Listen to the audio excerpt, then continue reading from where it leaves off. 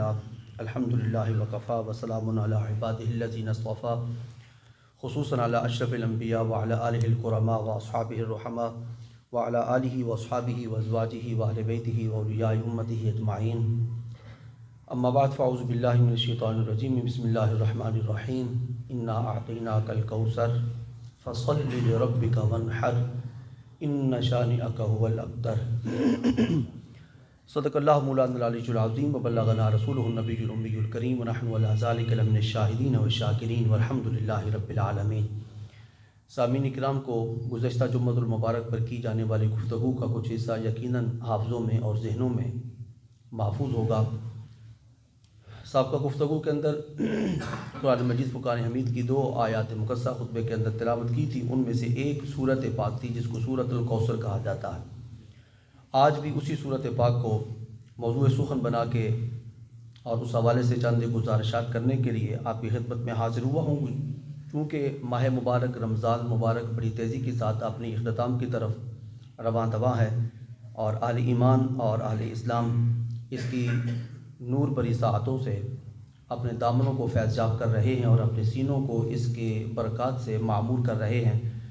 तो इस माह मुबारक के अंदर चंद एक ऐसे मौज़ूआत हैं जो तारीख़ इस्लाम के सफ़हात पर बड़े ही दरख्शां हैं, जिनका ताल्लुक़ माह मुबारक रमज़ान शरीफ के साथ है।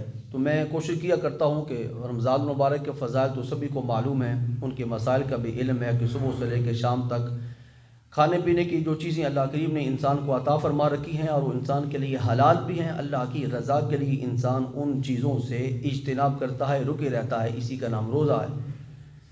ये भी सब लोग जानते हैं कि रात को रमज़ान मुबारक की साअतों में क़याम करना रहमत कायनात सल्लल्लाहु अलैहि वसल्लम की हदीस पाक की रोशनी के अंदर मन क़ामा रमज़ान ईमानन व इहतिसाबन गुफ़िर लहु मा तक़द्दम मिन ज़म्बिह। रहमत कायनात ने फरमाया जो आदमी रात को क़याम करता है रमज़ान मुबारक में, सिर्फ क़याम नहीं करता, किस अंदाज में क़याम करता है? 2 हालतें हैं। 2 हालतें अपने ऊपर तारी करके क़याम करता है। मन क़ामा रमज़ान ईमानन व इहतिसाबन, ईमान की हालत में और एहतिसाब की हालत में। एहतिसाब की हालत की 2 मानी बयान करूँगा। पहला माना जी है एहतिसाब का कि अपने दिन भर का मुहासबा करते हुए कि मैंने आज दिन में क्या किया है। दूसरा इसका माना है दिन का मुहासबा न करना, दिन एक क्या चीज़ रखती है, एक दिन के अंदर बंदा कितने सारे गुनाह कर सकता है। रमज़ान की पहली रात आए तो बंदा पिछली सारी ज़िंदगी का मुहासबा करे।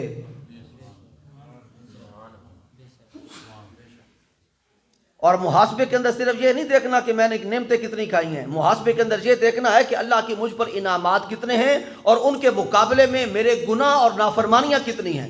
ये 2 तसव्वुर इंसान कायम करके तो रात को जो क़याम करेगा, अब उस क़याम के अंदर जो अल्लाह करीम उसको लज़्ज़त ख़ास अता करेंगे। फरमाया जो इस हाल में नमाज अदा करेगा, नमाज तरावी या क़यामुल लैल इख्तियार करेगा, मन क़ामा रमज़ान ईमानन व इहतिसाबन, ऐसे आदमी के लिए गुफ़िर लहु मा तक़द्दम मिन ज़म्बिह, अल्लाह करीम उसके सारे गुज़श्ता गुनाहों को माफ़ फरमा देगा। ऐसे रात को खड़े होने का कोई फ़ायदा नहीं जो जैसे हमारी नमाज तरावी आजकल अदा हो रही है। इस नमाज तरावी की अदायगी पर भी इस फ़कीर को तहफ़्फ़ुज़ात हैं। क्या इस नमाज तरावी के अंदर कुरान पाक को उस तरह सुना जा रहा है जिस तरह के सुनने का हक है? उस तरह सुना जा रहा है? मस्जिद का तक़द्दुस वही है। तो फिर आकर 20 रकअत तरावी पढ़ लेना या 8 रकअत तरावी पढ़ लेना, तेरी इन तरावी का मेरे रब को कोई ज़रूरत नहीं है। उस तरह तरावी पढ़ो जिस तरह सहाबा किराम ने तरावी पढ़ी, उस तरह नमाज तरावी की अदायगी करो जिस तरह के खुलफाए अरबा ने नमाज तरावी की अदायगी की, खुशू के साथ, तज़ल्लुल के साथ, आजिज़ी के साथ, इनकिसार के साथ, मोहब्बत के साथ, अल्लाह के कलाम की इबादत का लज्जत लेने के साथ। और लज्जत कैसे ली जाएगी कि इमाम साहब अल्लाहु अकबर नमाज तरावी के लिए तकबीर तारीमा के लिए हाथ उठाएं तो साथ ही तेरे भी हाथ उठे हुए हों और तू बिल्कुल खामोश हो, साकित हो, तेरे अंदर कोई हरकत ना हो। क्यों? तू किसके घर के अंदर खड़ा हुआ है और किसका कलाम सुनने लगा है? और सारी दुनिया से अपने हाथ उठाकर तू क्या एतराफ़ कर रहा है कि मौला करीम تیرے قرآن پاک کی تلاوت کو سننے کے لیے میں نے کل کائنات سے ہاتھ اٹھا کر اپنے کانوں کو لگا کر توبہ کر رہا ہوں اور زبان سے اقرار کر رہا ہوں کوئی بڑا نہیں ہے اے میرے پروردگار، تو ہی بڑا ہے، کوئی بڑا نہیں ہے، تو بڑا ہے۔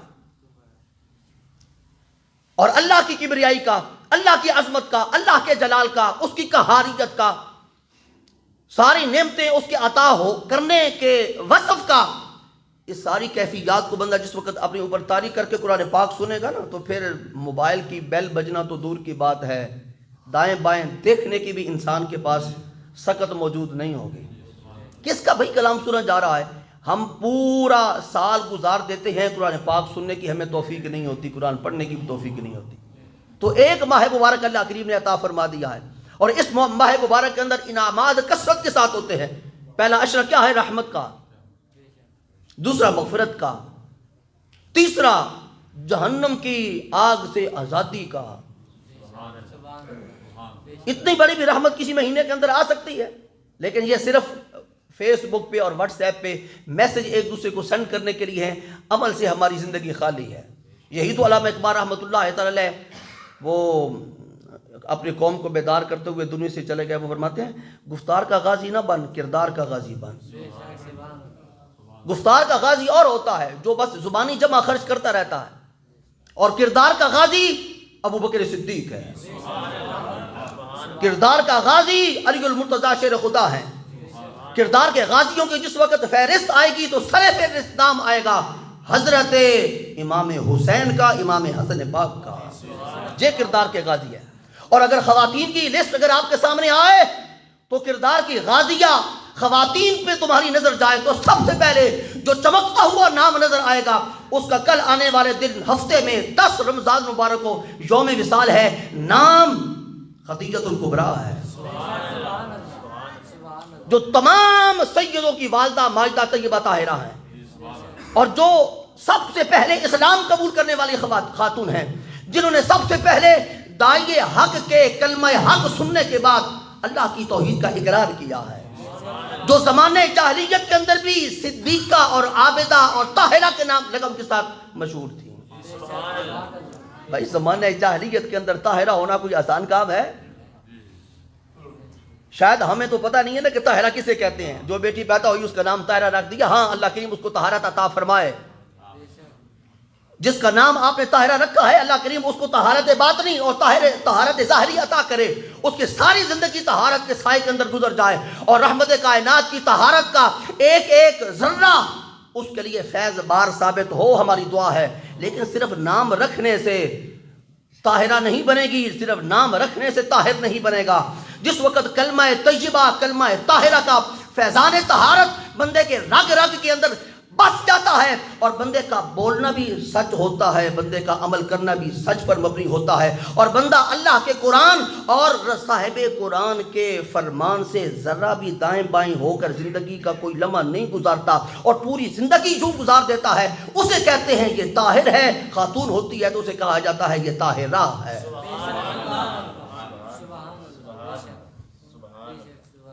تو خدیجۃ الکبریٰ رضی اللہ تعالیٰ عنہ کا یوم وصال ہے کل 10 اور 3 رمضان مبارک یہ یوم وصال ہے حضرت فاطمہ الزہرا رضی اللہ تعالیٰ عنہا کے یوم وصال کا۔ چونکہ میں درمیان میں ہوں اس لیے میں آج انہی 2 خواتین اسلام کا ذکر خیر کرتا ہوں۔ 3 تو ہم گزار چکے، پچھلے جمعے پر انا آتینا کل کوثر کی صورت پاک میں نے اس لیے پڑھی تھی، آپ کا ذکر خیر کروں گا، لیکن بس اللہ کو منظور نہیں تھا، جو اللہ کو منظور تھا ہماری زبان سے اللہ نے کریم نے کہلوا دیا، تو آج ذکر خیر کرتے ہیں سب سے پہلے والدہ کا، سبحان اللہ، پھر اسی والدہ کی بیٹی کا، سبحان اللہ۔ اب نام نہیں لیا جائے گا، بس بات بتا دی ہے، نام لینا خواتین کا یہ ہمارا شیوا نہیں ہے، نہ ہمیں اجازت قرآن اور حدیث دیتا ہے کہ خواتین کے برسر ممبر نام لیے جائیں، پتہ نہیں ہے سب سے پہلی زوجہ محترمہ رسول کریم کی کون ہے، اور یہ جو عقد مبارک ہوا یہ پیغام نکاح رسول کریم نے نہیں بھیجا، اور نکاح کا پیغام بھیجنے والی اس خاتون اول یہ ہوتی ہے خواتین اول۔ آپ کی اخباروں کے اوپر بھی لکھا ہوتا ہے فلاں خاتون اول ہے، کیا خاتون اول ہے وہ؟ کوئی خاتون اول نہیں. خاتون اول وہ ہے جس کا اوڑھنا بچھونا اسلام ہے، دین ہے، قرآن ہے. وہ خاتون اول نہیں ہوتی جو اینکروں کے سامنے بیٹھی ہوئی ہو. وہ خاتون اول نہیں ہوتی جو کسی بڑے محل کے اندر عارضی طور پر چلی گئی ہو. وہ خاتون اول نہیں ہے. خاتون اول وہ ہے جسے رسول کریم کا محل نصیب ہوا، جس کا نکاح پاک اللہ رب العزت نے زمین پہ نہیں ہونے دیا، عرش بری پہ کیا ہے. ایسی خواتین کو خاتون اول کہا جاتا ہے. ہاں ایک اور محل کے اندر بھی خاتون رہتی ہے، میں اس خاتون کو بھی سلام نیاز پیش کرتا ہوں. اگرچہ وہ فرعون کے محل کے اندر رہتی ہے، لیکن فرعون کے محل کے اندر رہنے کے باوجود بھی اس نے فرعون کی تعریفیں نہیں کی ہیں. موسیٰ کے رب کو پہچانا ہے، موسیٰ کے رب کو مانا ہے. نام حضرت آسیہ ہے. اس طرح کی خواتین اسلام ہوتی ہیں. تیرے میرے گھروں کے اندر بھی خواتین بیٹھی ہوئی ہیں. کیا خواتین ہیں وہ؟ خواتین تو وہ تھیں کہ جنہوں نے ظلم کو برداشت کیا ہے، لیکن اپنے دین کو، دھرم کو نہ بیچا ہے، نہ اس پہ حرف آنے دیا ہے، نہ آنچ آنے دی ہے، اور ساری زندگی صاف ستھرے انداز میں دنیا سے گزار کے چلی گئی ہیں.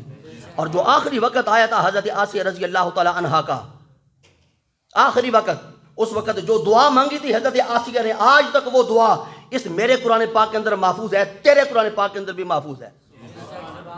وہ دعا بھائی فرعون ہے، فرعون کے گھر کے اندر رہنے والی ہے، اس کا تو نام نہیں لینا چاہیے. فرمایا فرعون کا نام تو لے نہ لے، آسیہ کا نام لے گا، کیونکہ اس کا کردار زندہ ہے. فرعون خود مردہ، اس کا کردار مردہ. حضرت آسیہ خود زندہ، ان کا کردار زندہ، ان کی تعلیمات زندہ. تو قرآن پاک نے ان کی دعا کو محفوظ رکھا. دعا بڑی انوکھی ہے، اور نیاز کے اندر آ کر دعا نہیں کی مولا کریم قبول فرما، نہیں، ناز کی کیفیت کے اندر دعا کی ہے. ایک ہوتا ہے ناز، ایک ہوتا ہے نیاز. مولا مہربانی فرما، نہیں مولا یہ آپ نے کرنا ہے، میرا تیرے اوپر دعویٰ ہے، مولا میں تیری بندی ہوں. یہ جتنی مشکلات اور جتنی صعوبتیں اور جتنے آثار اور جتنے آلام مجھ پہ آئے ہیں، میں نے کس کے لیے برداشت کی ہیں؟ میں فرعون کے گھر کے اندر رہ کر تیرا نام لیتی رہی. میں نے صندوق سے موسیٰ کو بچپن کے اندر نکالا تھا، تو موسیٰ کی پیشانی پہ جو چمکتا ہوا نور نبوت تھا، میں نے پہچان لیا تھا یہ بیٹا بڑا ہو کے میری رہبری کرے گا، میرا قائد بنے گا، اور مجھے جہنم سے نکال کر جنت کی ابدی نعمتوں کا وارث بنانے کا ضامن ہوگا. مولا کریم یہ تو نے اگر مجھے نور فراست عطا کیا تھا، تو اب میں جھکوں گی تیرے سامنے، عاجزی اختیار کروں گی، تذلل کے اندر جاؤں گی، لیکن یہ سارا کچھ میں نے برداشت کر لیا ہے. فرعون کا ظلم و ستم میں نے سہ لیا ہے، اور میں نے کافروں کی باتیں سن لی ہیں، لیکن اس بچے نے اپنا فیض نبوت مجھے ایسا دیا ہے کہ اب میں موسیٰ کے رب پہ ایمان لا چکی ہوں. مولا کریم میں آج تیرے بارگاہ میں اپنا دعویٰ لے کے حاضر ہوئی ہوں کہ میرے اٹھے ہوئے ہاتھوں کی لاج رکھنا. یہ فرعون مجھ پہ ظلم کر رہا ہے، مجھے زمین پہ اس نے لٹایا ہوا ہے، ایک کیل اس ہاتھ میں گاڑا ہوا ہے، ایک کیل اس ہاتھ میں گاڑا ہوا ہے، میرے پاؤں کے اندر بھی لوہے کا کیل ہے، دوسرے پاؤں کے اندر بھی لوہے کا کیل ہے، اور میرے دونوں ہاتھوں اور دونوں پاؤں کو گھوڑوں کے ساتھ باندھ کر یہ فرعون مجھے ہلاک کرنا چاہتا ہے. مولا کریم اسے کون چکھے جسے تو رکھے. یہ میرا بال بھی بگا نہیں کر سکتا، میرے جسم کے ٹکڑے ٹکڑے ہو سکتے ہیں، لیکن اس آسیہ کی زبان پر تیرے نام کی جو لذت آئی ہے، جسم کے ٹکڑے ٹکڑے ہو کر بھی وہ لذت مجھ سے کوئی چھین نہیں سکتا. کیا دعا کی تھی حضرت آسیہ نے سلام اللہ علیہا نے. ہاں اس انداز میں ڈوب کر جو دعا کرے گا، رب محمد کی قسم کھا کر کہتا ہوں اللہ کریم کبھی بھی اس کے اٹھے ہوئے ہاتھوں کو خالی واپس نہیں لوٹائے گا. دعا میں درد تو ہونا چاہیے، دعا میں یہ احساس تو ہونا چاہیے کہ میں جس سے مانگ رہا ہوں وہی دینے والا ہے، اس کے علاوہ کوئی اور دروازہ نہیں ہے. ہم 50 دروازوں کو کھٹکھٹا کے آتے ہیں، پھر مولا تو بھی عطا کر دے. وہ فرماتا ہے اچھا پہلے ان دروازوں پہ جا، تجھے بتوں سے امیدیں ہیں اور مجھ سے تو نا امید ہے. یہ کیا کرائیٹیریا ہے؟ بندہ میرا ہے، امیدیں غیروں سے وابستہ کرتا ہے. ابے نون لیگ کا ہو تو پی ٹی آئی کے پاس جانے کے لیے تیار نہیں، پی ٹی آئی کا ہو تو پیپلز پارٹی کے پاس جانے کے لیے تیار نہیں. ہاں ہو غیرت مند، باقی تو سارا کچھ آل شے ملی پڑی ہے نا. ہو غیرت مند، غیرت مند ایک کا ووٹر اور سپورٹر ہو، دوسرے کے پاس جانے کے لیے تیار نہیں ہے. اے انسان تو ہے ہی فقط اللہ کا. تو غیر کے دروازے پہ جاتا ہوا اچھا اور سونا نہیں لگتا. تو جھکے گا تو اللہ کے دربار پہ، تو مانگے گا تو اللہ سے. ہر چیز تجھے اس نے بلا استحقاق عطا فرما رکھی ہے. کوئی نہیں، جس وقت اللہ کا نام آتا ہے نا تو ہم پہ اوس پڑ جاتی ہے، اور جس وقت میں اپنے رب کا نام لیتا ہوں تو میرے ایمان کے دنیا کے اندر بہار آتی ہے. بھئی ہے ہی جب وہ، اس کے علاوہ کوئی ہے؟ اس کے علاوہ کوئی ہے؟ وہ واحد ہے، وہ احد ہے. وحدانیت بھی اس کی، احدیت بھی اس کی، صمدیت بھی اس کی. وہ رزاق ہے، رزاقیت بھی اس کی. ذرے ذرے کو پالنے والا ہے، ہر ذرہ نامقدار کو نقطہ عروج اور نقطہ کمال تک پہنچانے والا ہے.